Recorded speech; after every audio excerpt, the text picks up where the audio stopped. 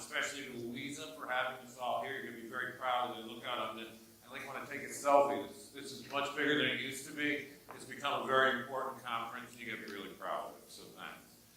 Al asked me to talk about a couple things. One, first is rethinking the aircraft sales business, or the brokerage business. And I really want to talk about the evolution of the high end of the business and what it's driving. And then the second thing was, do we have an image problem in the brokerage business? Well, Al asked the question, so I wonder if he's saying, yes, we do, but I don't think so. I am a little sensitive to image right now. I'm an American traveling overseas at this point in history, which is a little scary, but I will say in the brokerage business, I don't see that there's any kind of image problem. You know, Brian Proctor doesn't have an image problem. Jay doesn't have an image problem. The high-end people that big customers, important people, entrust the money to see us as a valuable part of the transaction, and so no. What we do have is a fragmentation problem.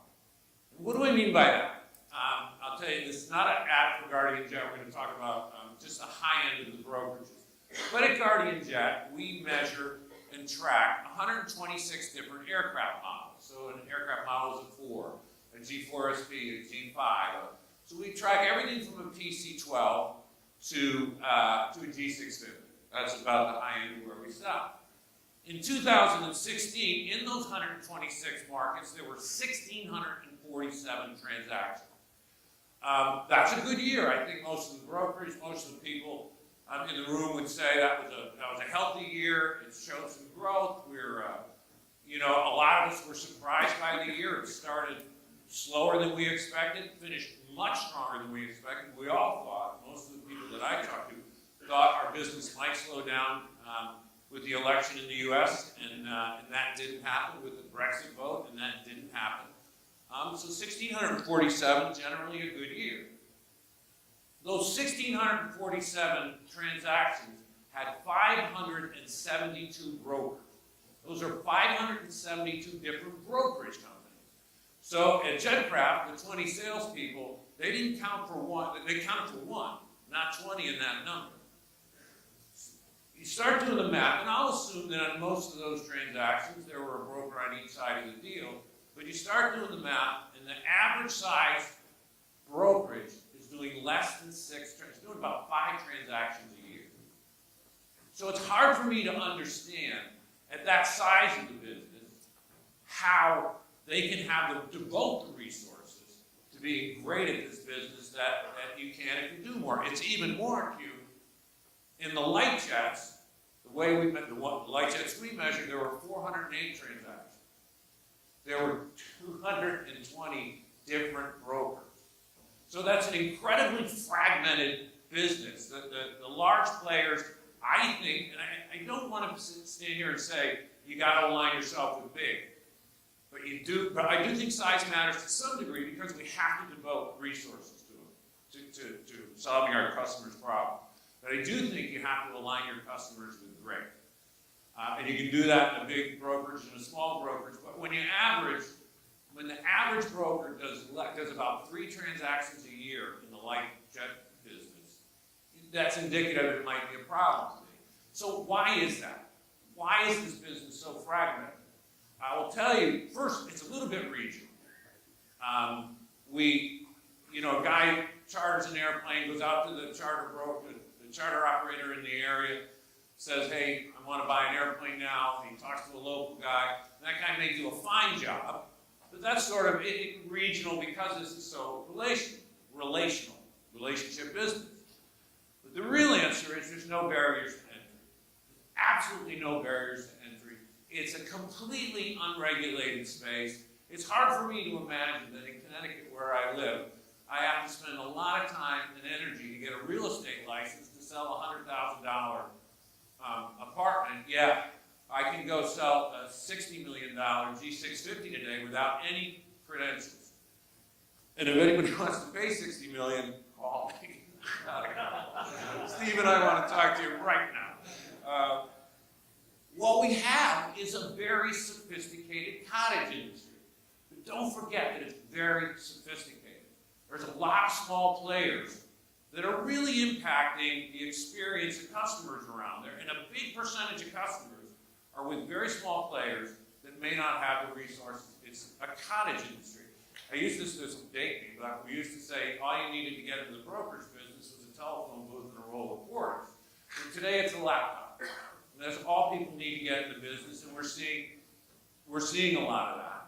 And what that leads to, and this is the nice way to say it, is varying degrees of competency across those 572 brokers. You know, someone wrote this slide for me, and they've said varying degrees. The real answer is it's completely across this huge spectrum from very little competency to very good at it. And with 572 brokers involved in all those transactions last year, I will tell you that not all of them were operating on the very high level. They're not operating on the high level of the technical competency you need in these businesses. These are complicated machines. Last week, we were buying an airplane for a customer. We're buying a super mid-sized airplane. Reputable broker sent us a spec sheet. We put it through our math, and we like the value of it. The airplane's overseas. So before I launch somebody to go spend a lot of money to go look at that airplane, go deep, we had an idea of the value of what we thought it was. I said, let's have a sanity check, because the spec sheet doesn't look great to me. It had an FDR on there, and it had go-go bids. Well, this was an overseas airplane with go-go bids, and it's a 3-year-old airplane. So why does somebody buy it, take it overseas, and put internet in that they can't use? So I called the factory, and they said, no, it left here without it. It left here without the FDR. The broker didn't know that. And to me, that we just expect a higher level of competency from the people we deal with. Regulatory today is a nightmare. If you don't have the resources to devote to this issue, and a Falcon 900, what it needs to operate in Europe is different than an EX. It's different than an EX Easy. It's different than an LXS. So you've really got to get competency on these regulatory issues that I'm afraid not all those 572 brokers are. The other piece is financial. You know, my company, we pride ourselves on our financial acumen and helping our customers be smart about the capital they have invested in airplanes. So this was just last week. I had a very reputable broker tell me, you guys are crazy. And that's okay. But he said, you're buying too many new airplanes. And I said, really? You don't like buying new airplanes? And he said, no, look at the price of them. And I said, okay, that's a fairly good broker, but maybe not a sophisticated financial broker. Because I promise you, we bought more than a dozen airplanes. In every situation, we measured a new airplane versus a used airplane. The total cost of ownership, using the CapEx criteria of our customer,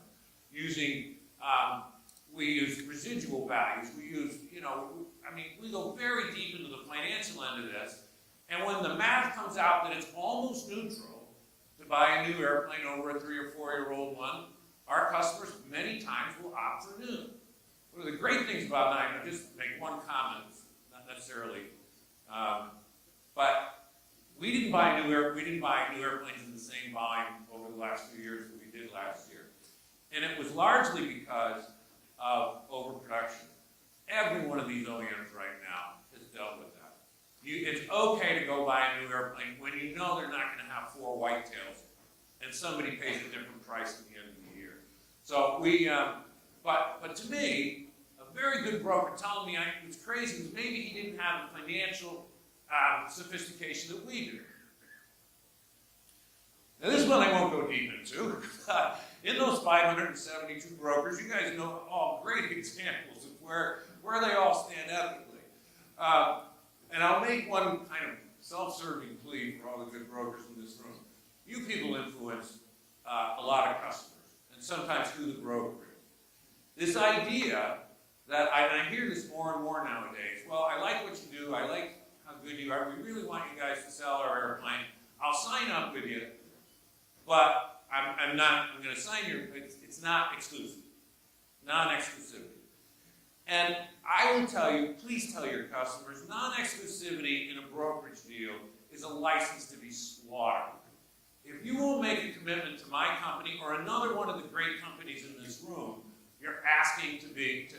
invite those 572 and the spectrum that may not be as ethical to bring deals in where somebody may make a lot more money. So we want to be very careful about the ethical spectrum that we see in the 572 brokers. Here's the good news. The industry is maturing. The industry is evolving.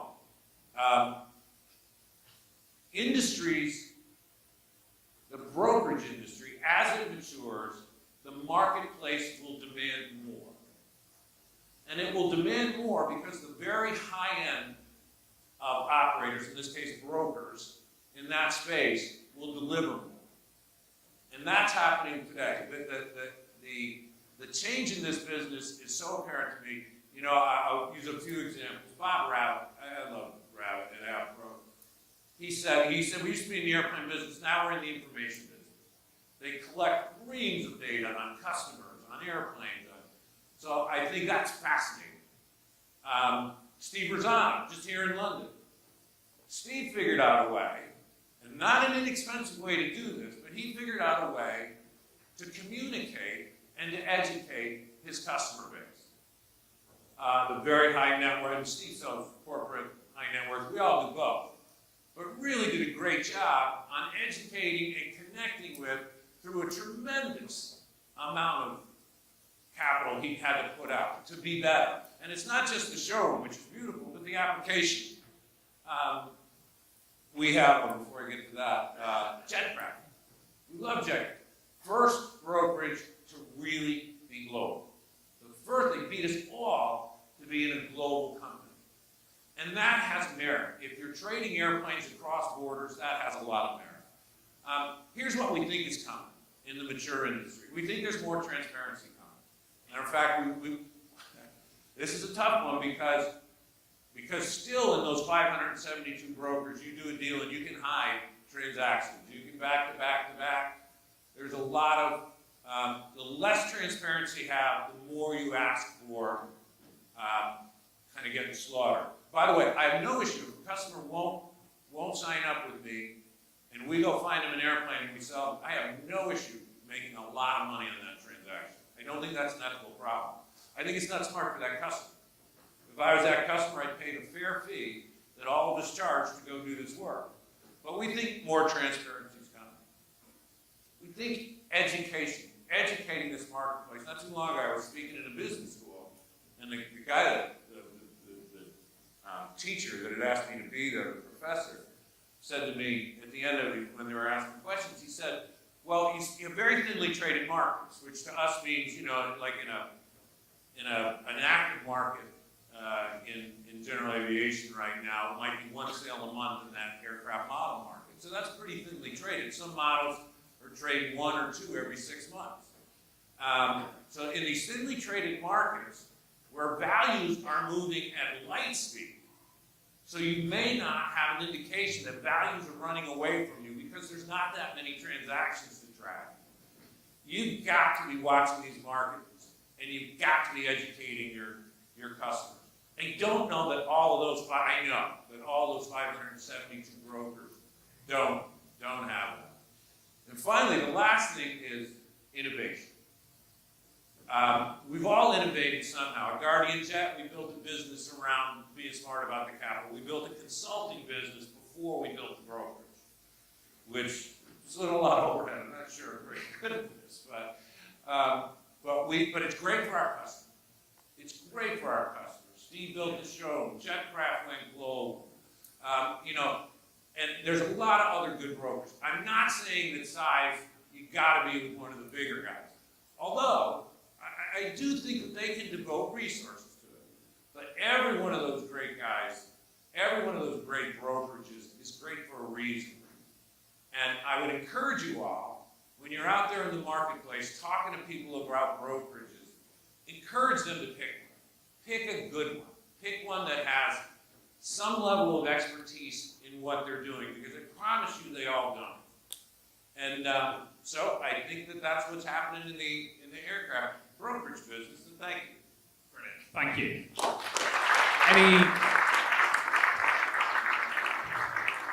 Right, Don, any quick questions? I'm going to ask you one with a very short Easy answer. Will aircraft brokerage ever be regulated? And Will it ever be regulated? it's very difficult because of the boundaries, so in the U.S., we're proud to be a member of NARA, and I think that's a good step in the right direction. That's the National Aircraft Resale Association. I think they've done a good job trying to educate the marketplace that, hey, go to one of their brokers because they all aspire to this standard of excellence.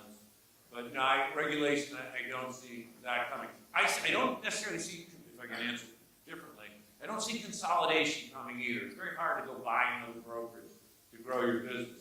I do see that the smaller brokerage that don't have the resources to really be great for their customers will eventually, I hope that 10 years from now, that 1,647 will have grown a lot, and I hope that 572 will have shrunk.